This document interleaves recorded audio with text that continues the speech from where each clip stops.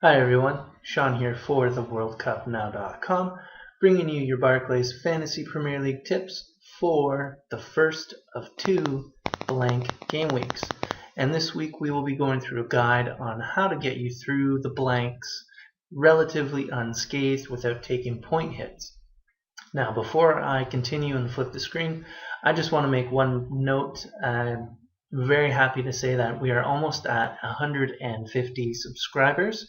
So I really appreciate your feedback. I appreciate you subscribing, and I also appreciate you watching each and every week as I try and bring you some little tip that may be able to help you, or maybe change your whole team and you can jump over the guy in your mini league, and it's a great thing. So again, thank you very much for all your support and continuing support, and hopefully we'll be up to 300 very soon. So I will flip the screen and I will show you how to get through these blanks without taking hits, and who to look for and what teams to focus on.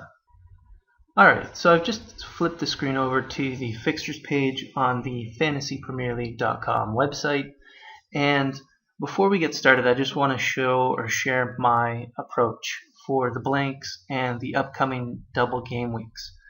Basically what I've done is I normally take notes. I have a notepad that I keep for myself.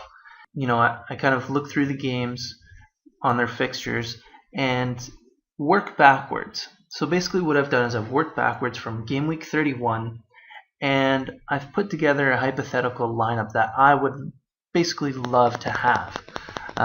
As of the moment right now, it's a front line of Aguero, Suarez, and then I have a question mark just because of value. And then I have a midfield of Mata, Silva, or Yaya, so some City coverage, Nolan, Gerrard, and then I've got maybe Hazard, but it'll be another person. So I've left my defense blank, and I've done that because basically I know that front line is going to be very expensive. So I'm willing to kind of forego having expensive defenders so that I can have that coverage. And then I work backwards. So I see that's my wish list for game week 31, and then I work backwards and I look at game week 30 and who I'd need to have.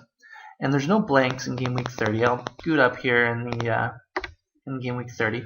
So we've got all the teams featuring. So you don't have to worry about players not playing if it's only a form issue or an injury issue. And that's two things that I looked at this week as well too on my team.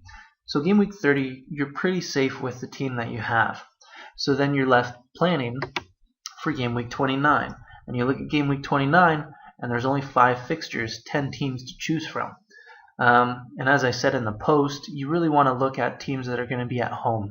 It's going to be home field advantage, and it's good for them. And that's why I've picked up Snodgrass on Norwich, and I've kept my Crystal Palace players as well. So then you look at game week 29 and you say, okay, who do I have now that is featuring? I'll keep those players safe. And then you take a look at who you don't have. So you look at like a Koscielny or a Nolan or a Suarez, Sturridge, Gerrard, or a Silva, or any of the City players. And you think, okay, who can I swap them out for just this game week? And the advantage of planning this, now in game week 28 is because by the time you get to game week 31, you're going to have accumulated 2 free transfers. So hopefully going into game week 28, you have free transfers. You'll at least have 1. So hopefully you're like me and you had 2, and then you can make 3 changes and only take a 4-point hit, which is very beneficial. We want to reduce the amount of hits we're taking, obviously, because at this point, points are very important. So basically, take a look at your team, see who you have that's going to feature in game week 29, and just put them off to the side as a safe list.